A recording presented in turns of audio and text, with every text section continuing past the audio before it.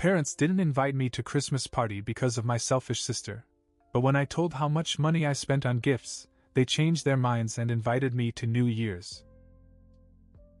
I'd saved for months and spent over $3,000 on gifts, carefully picking out something for everyone. My parents got a fancy new espresso machine they'd been eyeing. My sister and her husband got a weekend getaway package to a mountain resort, and I even threw in a custom set of golf clubs for my dad. Everything was wrapped, labeled, and neatly stacked in my small rented apartment. I had even marked the date on my calendar, December 24th, dinner at my parents' house, like every year. Then, out of nowhere, everything changed. On the morning of the 23rd, I woke up to a text message from my mom. It wasn't long or overly emotional, just a flat, gut-wrenching message that said, "Don't come to Christmas. We are disappointed in you." I must have read it a dozen times, trying to figure out what it meant. Disappointed? In what? I hadn't done anything. At least nothing I could think of. I called my mom right away, but she didn't answer. I tried my dad. Same thing. Then I texted my sister, but she just replied that she didn't want to get involved.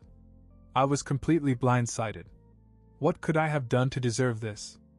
I racked my brain for hours, replaying the last few months in my head, trying to figure out where I might have screwed up.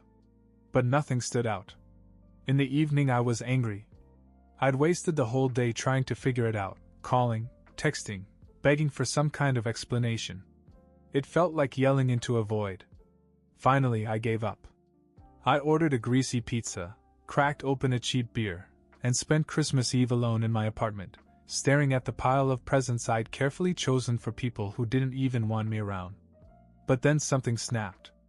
I wasn't just angry, I was hurt. I didn't deserve this treatment, especially after all I'd done to make the holidays special. If they didn't want me there, fine. But I wasn't just going to sit there quietly and let them brush me off like that. The next day, I sent a single text message to the family group chat. It wasn't much, just a simple question. What should I do with the gifts? I spent over $3,000 on them. I wasn't expecting much of a response. But less than 5 minutes later my phone rang. It was my mom. I let the phone ring a few times before I picked it up. I wasn't in the mood for whatever excuse they were going to throw at me, but curiosity got the better of me.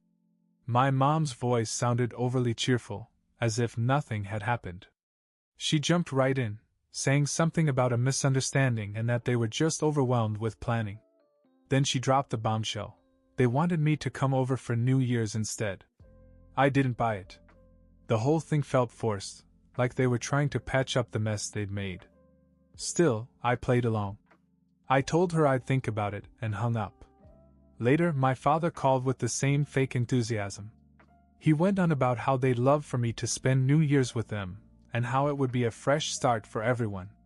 He didn't even mention Christmas or the fact that they had shut me out without explanation. I wasn't stupid. I knew they must have seen my text about the gifts and realized they'd overplayed their hand.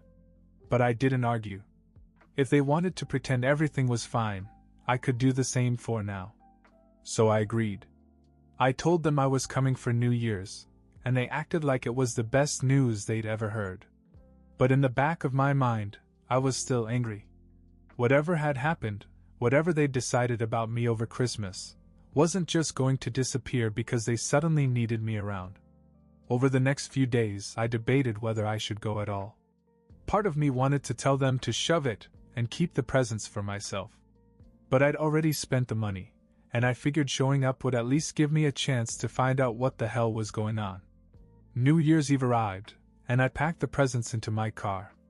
As I drove to my parents' house, I replayed everything in my head.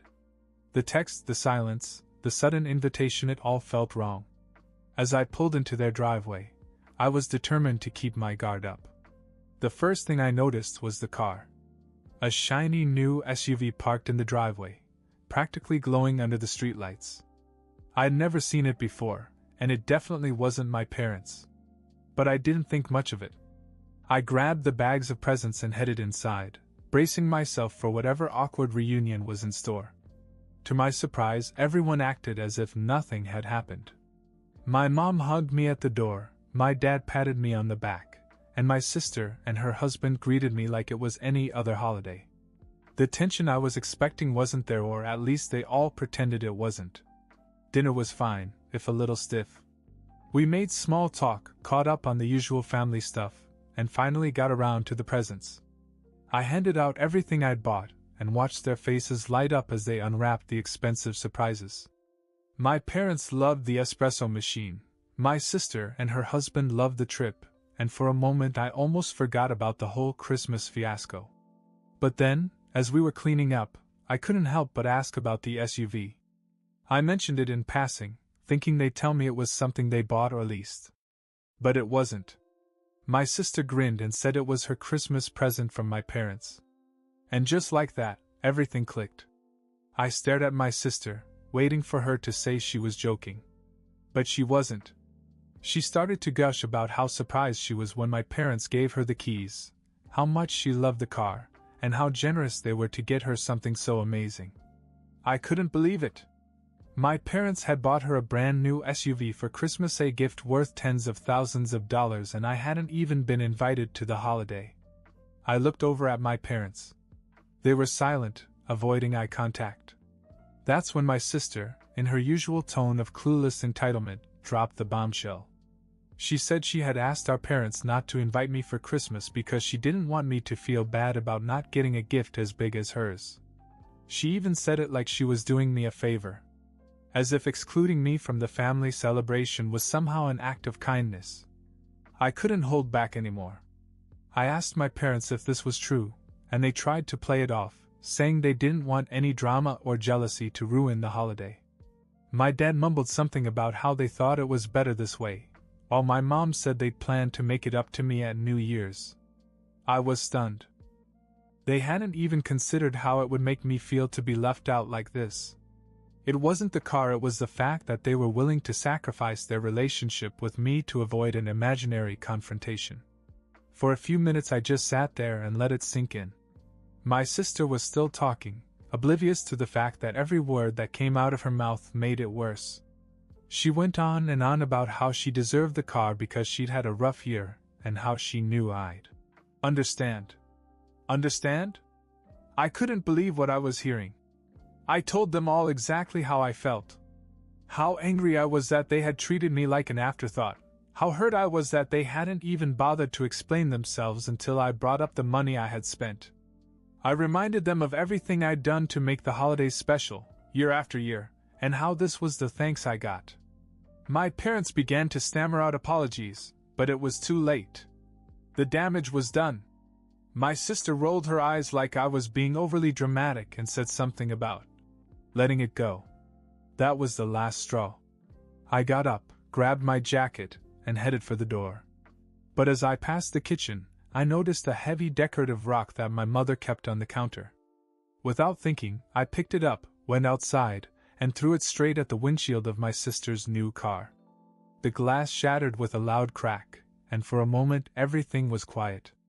Then I heard screaming behind me, my parents, my sister, all of them screaming my name. I didn't wait. I got in my car and drove away, leaving them standing in the driveway. It wasn't my proudest moment, but I couldn't bring myself to care. They treated me like garbage, and for once I wanted them to feel a fraction of what I'd felt. So I spent my New Year's Eve alone in my apartment again, but this time I wasn't sad. I was angry, yes, but also relieved. For once, I'd stood up for myself, and it felt strangely good. The next morning my phone exploded with calls and messages. My parents, my sister, even her husband, they all wanted to talk. I ignored most of them, letting the voicemails pile up while I scrolled aimlessly through social media, trying to decompress from the chaos. Finally, I gave in and listened to one of the messages from my dad. He sounded angry, saying that I'd crossed the line and that I needed to come back and pay for the damage immediately. My mom's messages were a mix of guilt and pleading, saying I'd ruined the holiday, and demanding that I make things right. I wasn't surprised by her reaction, but it was my sister's message that really pushed me over the edge. She was furious, calling me selfish and childish and accusing me of trying to ruin her happiness out of jealousy. She even threatened to call the police if I didn't come back and fix the car. It was ironic, really. The same family that had cut me out of Christmas to avoid upsetting me was now falling apart over a broken windshield. I wasn't going to back down, though. I sent a single reply to the family's group chat, telling them that I would pay for the windshield, but that I wasn't going to apologize. I made it clear that I was done being treated like a second-class family member, and if they wanted to cut ties over it, that was their choice. The next few days were quiet. I wired the money to cover the cost of the windshield repair, sent them the receipt, and heard nothing back. It was strange, almost eerie, not having them bombard me with calls and texts. But I figured they were either too mad to respond or trying to figure out how to handle the situation. Then, out of nowhere, my sister's husband called me. I almost didn't answer, but curiosity got the better of me. To my surprise, he wasn't angry. In fact, he sounded almost apologetic. He admitted that he thought the whole Christmas situation was messed up, but he didn't want to cause a conflict with my sister or my parents. He said he tried to convince them to invite me, but they wouldn't budge. When he saw what happened on New Year's Eve, he realized how unfair the whole thing had been. It was the first time anyone in the family had admitted how wrong they had been. We talked for a while and he told me that he didn't blame me for what I had done, even though it was extreme. He said he understood why I was angry, and in a way he respected me for standing up for myself. It was a strange conversation, but it felt good to have someone on my side for once. After that, things started to change. My parents and sister were still frosty, but the tension wasn't as intense. They weren't trying to force an apology out of me, and I wasn't pushing them to admit they were wrong. It was like an unspoken truce, fragile but better than open hostility. Still, I couldn't shake the feeling that things would never be the same. And frankly, I wasn't sure I wanted them to. About a week later, I got an email from someone I didn't expect: my mom's sister, Aunt Karen. She wasn't someone I kept in close contact with, but we got along well when we saw each other at family gatherings. Her email started out casually, but it quickly became clear that she wasn't just writing to say hello. She said she'd heard about what happened over the holidays, and wanted me to know I wasn't crazy for being upset. Apparently, she'd been in a similar situation with my mom when they were younger, where my grandparents played favorites, and she was always the one left out. What really shocked me was what she told me next. She said she'd found out about the SUV months before Christmas. My parents had been planning to buy it for my sister for a while, but there was more to it than that. Karen claimed that my sister had specifically asked for the car, saying that she deserved it after all the hard work she'd put into taking care of her family. But Karen insinuated that this hard work was just my sister guilting my parents and complaining about her so-called struggles, even though her husband was making a lot of money. She also mentioned something that made my blood boil. My sister had apparently said, "I don't want to deal with my name making a scene when he realizes he's not getting anything this big." That was it. That's why they excluded me from Christmas. Not to spare my feelings, but because my sister had manipulated them into thinking I'd ruin their holiday. Aunt Karen said she didn't think it was right and wanted me to know the whole story. She also told me that if I ever needed someone to talk to, I could come to her. The email hit me like a ton of bricks. I wasn't sure how to feel. On the one hand, I was angry at my sister for how self-centered and manipulative she'd been. On the other hand, I felt vindicated, knowing that I wasn't imagining things or overreacting. I decided to call Aunt Karen, and we ended up talking for hours. She told me more stories about the dynamic between her and my mother, how my mother always had a blind spot when it came to my sister, and how she'd warned my parents about playing favorites. By the end of the conversation, I realized something unexpected. I wasn't alone. There were cracks in the family dynamic that I hadn't seen before, and now that I was aware of them, I couldn't ignore them. It didn't fix everything, but it gave me some clarity. I decided to stay away from my parents and my sister for a while. Not as punishment, but for my own sanity. If they wanted to make up, they'd have to meet me halfway. And Aunt Karen? Well, she turned out to be an unexpected ally. She even invited me over for dinner the next weekend, saying it was about time someone in the family treated me like I mattered.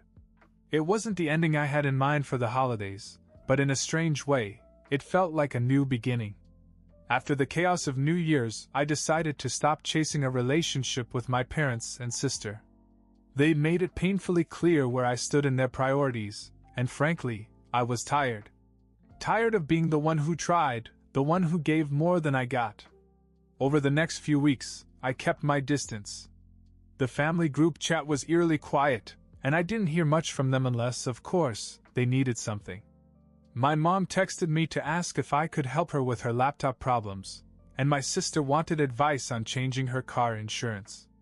Each interaction felt transactional, like I was a service they expected to be available whenever it suited them. I began to see a pattern.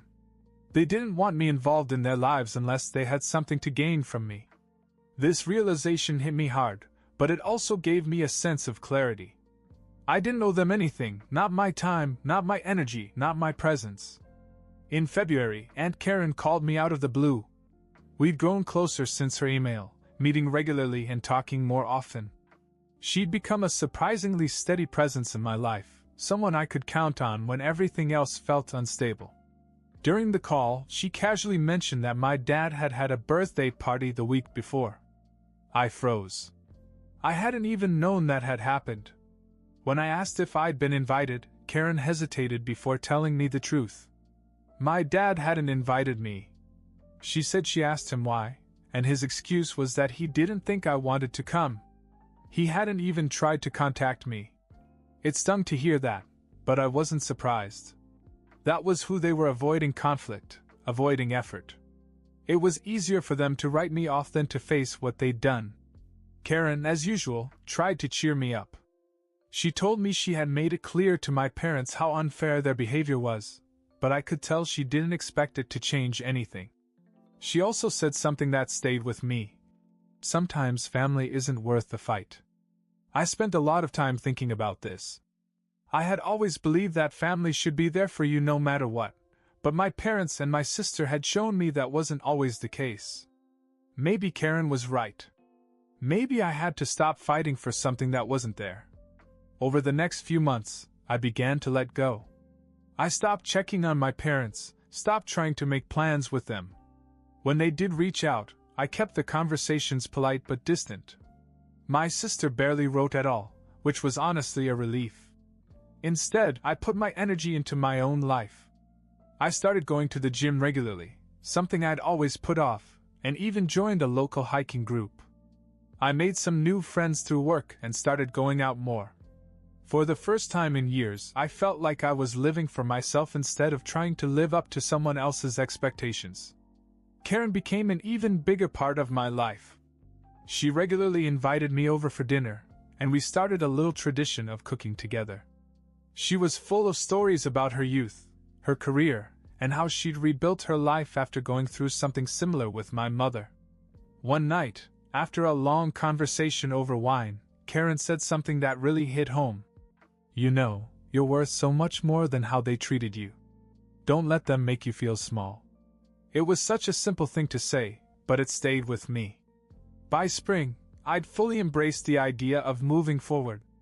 I even started looking into buying my own place, something I'd always dreamed of, but never seriously pursued.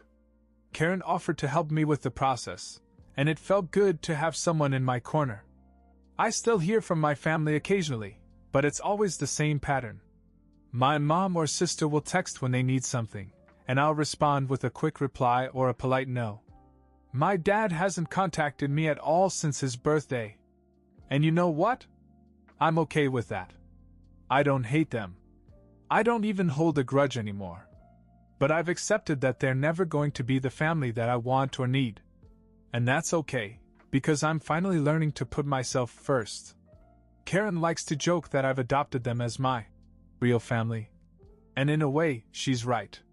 She's shown me what it means to be supported, to be valued, to be loved unconditionally. Looking back, I don't regret standing up for myself that night. It wasn't the most mature way to handle things, but it was the wake-up call I needed to start living my life differently. Now I'm building something better, something that doesn't rely on people who see me as an afterthought. I feel free for the first time in a long time.